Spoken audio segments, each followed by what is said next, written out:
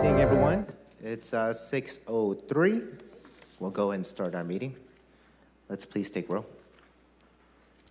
Commissioner Lide. Here. Commissioner Diaz. Commissioner Bray. Commissioner Wagner. Commissioner Kreiner. Here. Vice Chair Hardy. Chair Vane. Here. Thank you. Let's go ahead and start the meeting with the Pledge of Allegiance. Everyone, please stand. Ready? Begin. Pledge of Allegiance to the flag.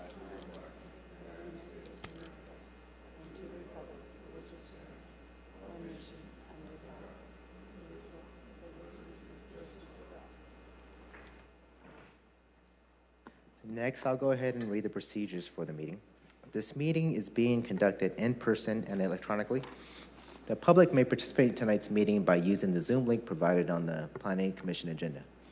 Please note that all virtual participants will be on mute until they are called upon by the chair, at which point they will be unmuted. If you're a member of the public and would like to comment on the item, use the raise hand function on Zoom. To avoid any confusion, please wait for the item you desire to comment on to be called by the chair before electronically raising your hand.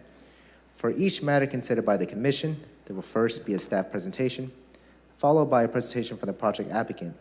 Testimony from supporters of the project would then be taken, followed by testimony from those in opposition. The applicant will have the right to a final rebuttal presentation prior to closing the public hearing. In accordance with Section 13 of Article 2 of the Planning Commission Rules and Regulations governing length of public debate, all public testimony from those in support and in opposition of the project will be limited to 3 minutes per person. The three lights on the podium next to the microphone will indicate the amount of time remaining for the speaker. The green light will be turned on when the speaker begins. Yellow light will come on with the south bell ring when 1 minute is remaining.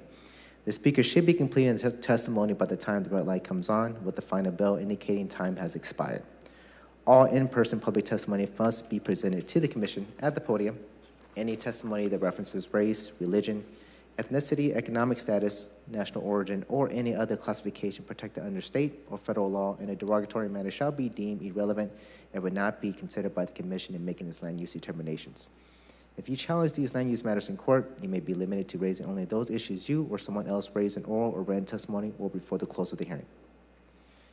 We'll start with the approval of the agenda. Do we have any changes to the agenda?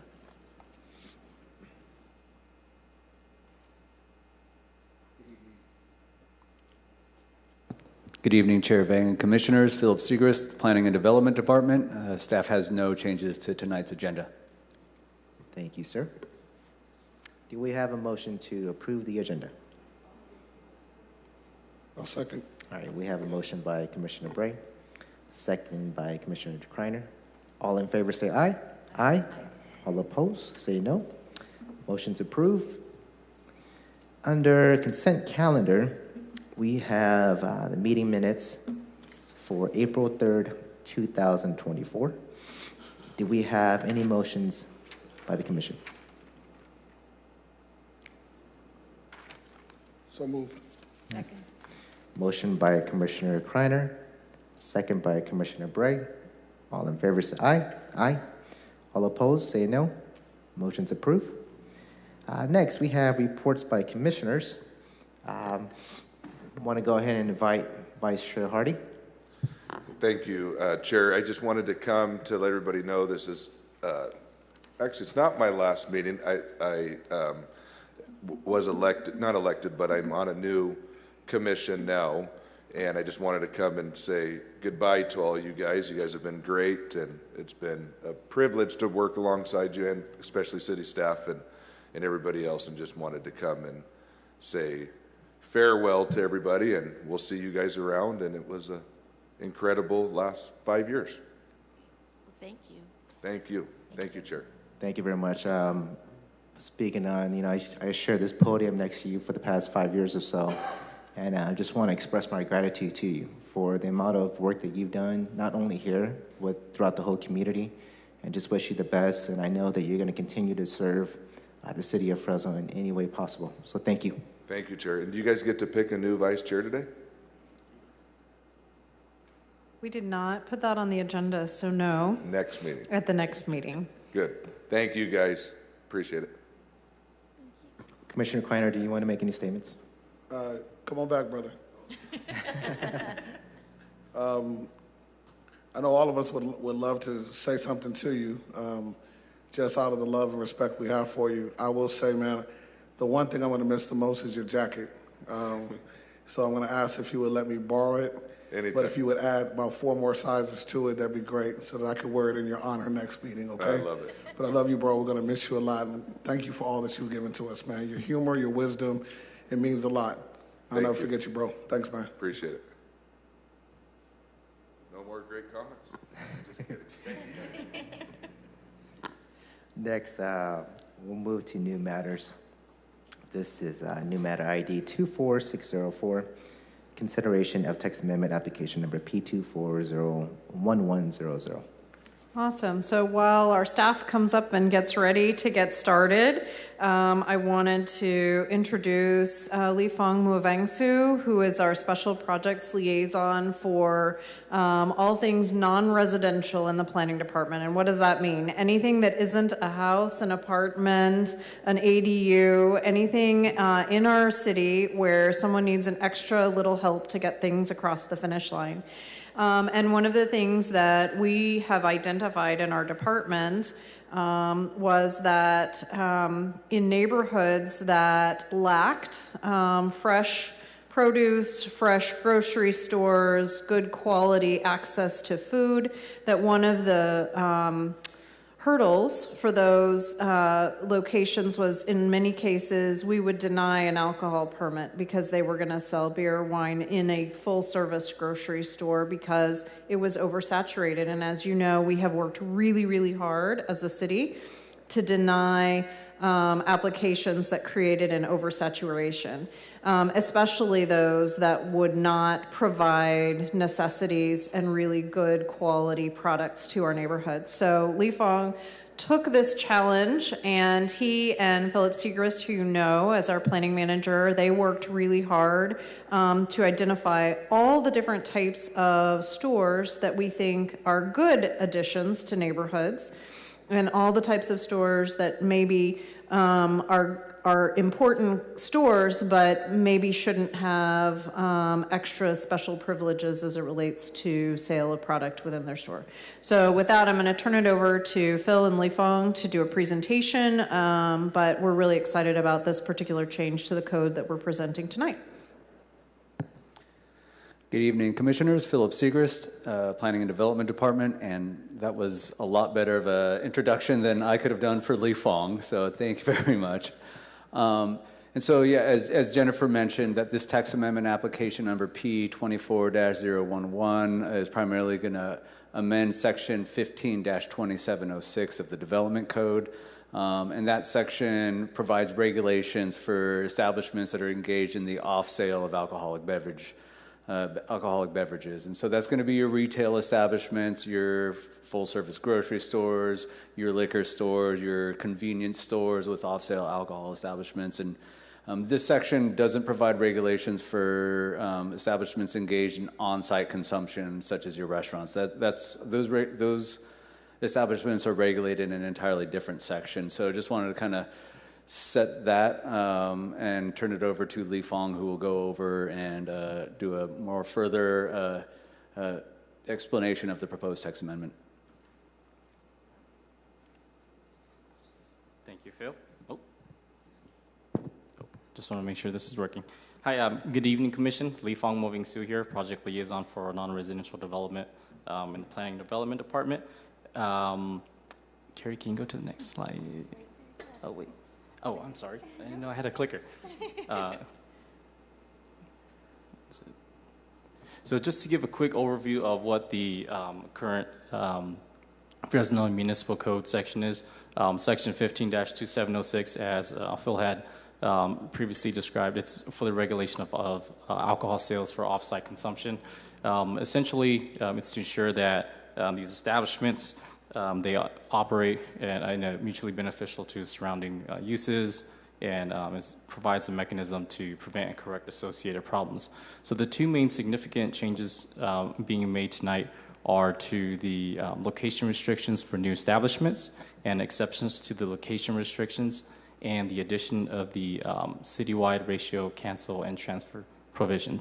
And so moving forward, or moving on for the rest of the presentation, I won't be saying the Responsible Neighborhood Market Act. I'll be using the acronym RNMA, so just for clarification.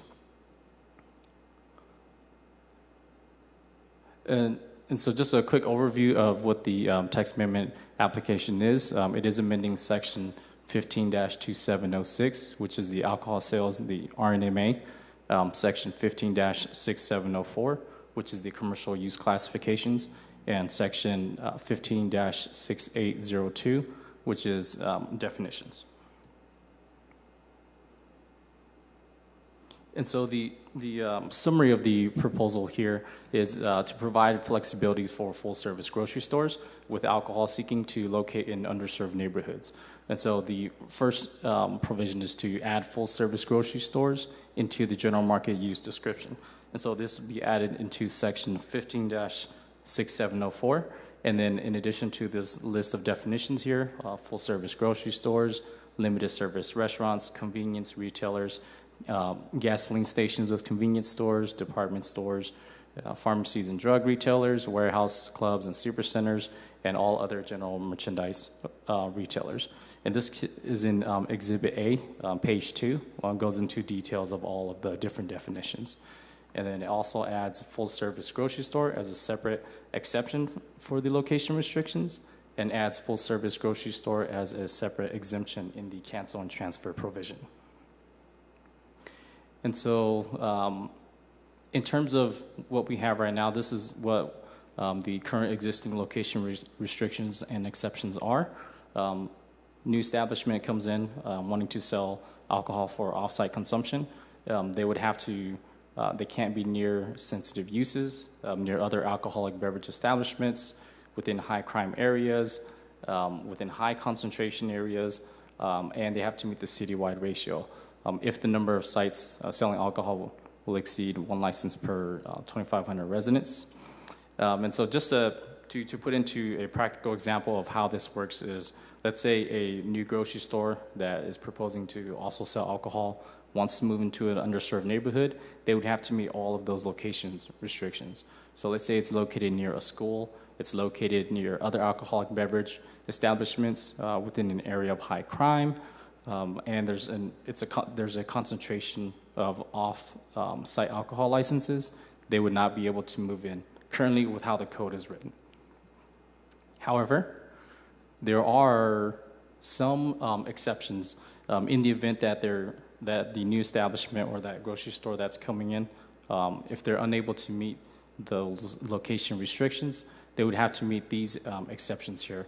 But they would also have to meet all of the findings in it. So, for example, they would have to be in an area that wouldn't be detrimental to public health, safety, and welfare, and it would not increase the severity of existing law enforcement or public nuisance or calls for service.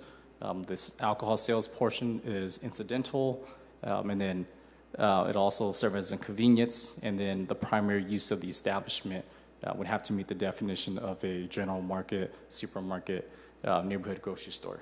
And then within those, or there's a separate exception if they're unable to meet those four standards in the exceptions for relocation.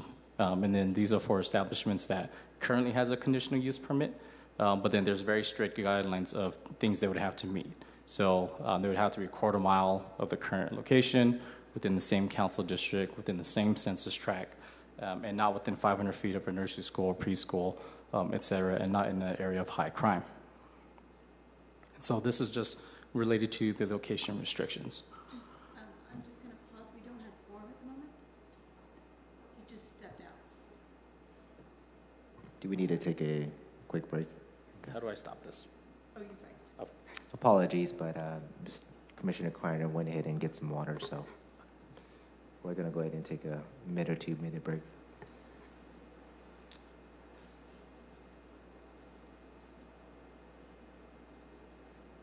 Apologies, you had good momentum going too. I was on a roll. You won't have to start over. No.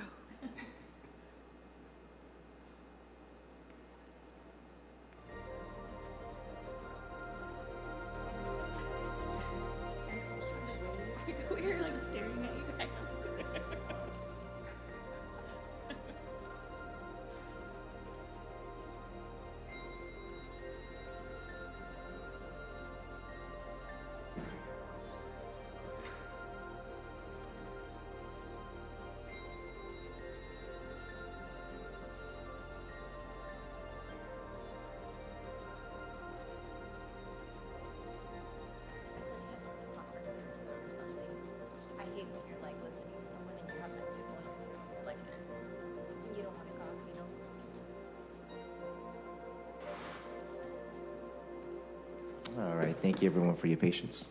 Let's go ahead and have staff resume. Okay, so this section here is the cancel and transfer provision. So after the new establishment has, made it through the location restrictions and all the exceptions, and let's say they're approved for their location, this is another provision that they would have to comply with.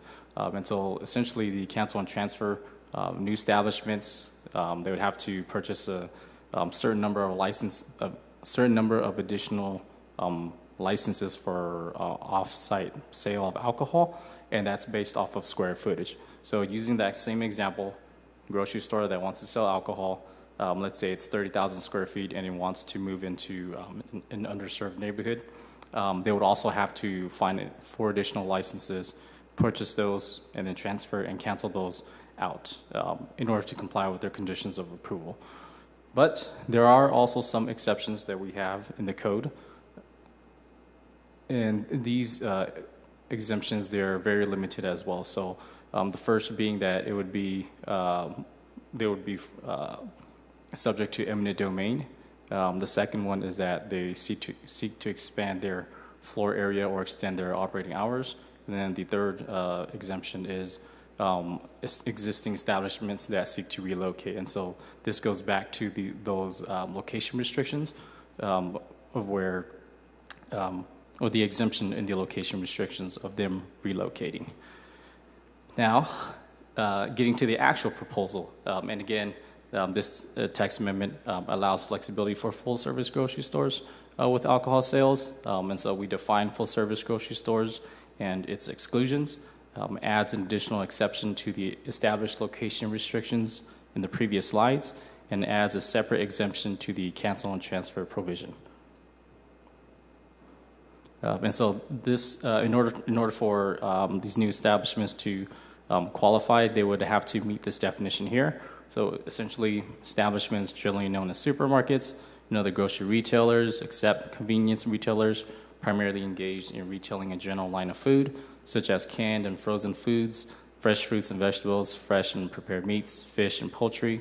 Included in this industry are delicatessen-type establishments, primarily engaged in retailing a specialized category of food products, such as foods from a specific country, ethnicity, or locality not found in general markets. And this definition excludes limited service restaurants, convenience retailers, gasoline stations with convenience stores, department stores, pharmacies and drug retailers, warehouse clubs and supercenters, and all other general merchandise retailers. And then tonight's hearing was published in the Fresno Bee on the April 19th, 2024. It also had to go to the Airport Land Use Commission, in addition to also all of the different council district project review committees and all of the committees and commissions that it went to. The text amendment was recommended for approval. And so for tonight, the staff recommends that the commission adopt the environmental assessment number P24-01100 to be exempt from CEQA, and also to recommend approval of the text amendment P24-01100 to amend section 15-2706, 15-6704, and section 15-6802 of the Development Code to the City Council. And staff's available to answer any questions that the commission may have. Thank you very much. Do we have any questions from the commission? I see none. Thank you. Let's go ahead and go to the public. Do we have any individuals who would like to speak in support? Any on Zoom? None at this time. All right. We'll go ahead and there are any individuals who would like to speak in opposition, please raise your hand. Do we have any? None at this time. Okay. We'll go ahead and close all public comments, bring it back to the commission. Do we have any comments or motion from the commission? I'd like to move to recommend adoption to the city council and recommend approval as the staff noted. Second. Okay. We have a motion made by Commissioner Bray, second by Commissioner Kreiner. All in favor, say aye. Aye. All opposed, say no. Motion's approved. Thank you. Next, do we have any reports by the secretary? I do have one report. You'll find at your place a really exciting calendar of events for Historic Preservation Month. As you know, each May, the City of Fresno proclaims that May is Fresno or Historic Preservation Month. This is matches up with the National Trust for Historic Preservation. And this year's theme is people saving places. And so you can see across the month of May, there are a number of really exciting activities and events throughout Fresno. We're really very honored to have the Historic Preservation Commission host so many activities this year. One of the really exciting things that I'd like to point out to the Commission is that tomorrow morning, the City Council and the Mayor will proclaim the month of May as Historic Preservation Month. We'll provide a proclamation to Historic Preservation Commission. And then tomorrow night, the Archive on Kern, which is a brand new location for the City and County Historical Society, will be opening. And so they'll be holding a reception during Art Hop starting at 4 p.m. And ultimately, that will be the location of their archives. So they'll be building out the basement for archival quality storage, which is a special kind of storage. They have every issue that was ever printed of the Fresno Bee. So they're going to store them in a really safe quality location, but this will be the main floor. If you remember the Downtown Club, it's a beautiful location. So we would encourage you to come and meet some of the Historic Preservation Commissioners and find out what's happening in the world of historic preservation and enjoy Art Hop at the same time. So that's my main report for tonight. Thank you. Being born and raised in Fresno, I learned that there's so much of Fresno that I haven't learned yet too, so that's awesome. All right, do we have any unscheduled oral communications? None? All right, 6:26. Thank you, everyone. Meeting is adjourned.